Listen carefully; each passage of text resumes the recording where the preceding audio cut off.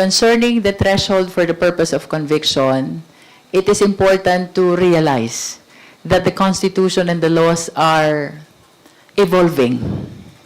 Why do I say that? Because the Constitution should be responding to the demands of time, just like any other law, no? And very enlightening itong nangyaring change of leadership sa Senado because it invited our attention to look into the doctrine behind Avellino versus Cuenco na in several occasions ay na-practice na rin ng Senate at nagkaroon na rin ng mga succeeding Supreme Court decisions along the same line, no?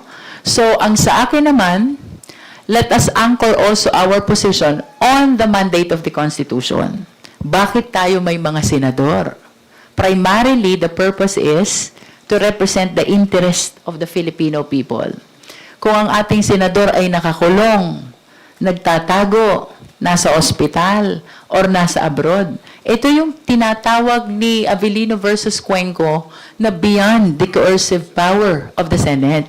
And having said so, plus hindi mai-represent yung interest ng taong bayan, how are we going to consider them for the purpose of determining the threshold or the required number of votes? So, personal opinion ko lang.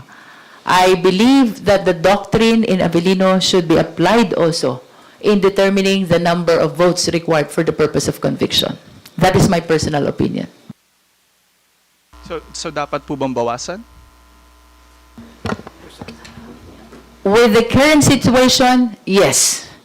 The same way that it was reduced in the election of Senate President pro tempore and the rest of the chairwomen of the different committees of the Senate. Para sa House Prosecution Team, ilan ang base number ng senador na tinitignan niyo po ngayon? This is my opinion. If the voting will happen now, it should be 22 as well.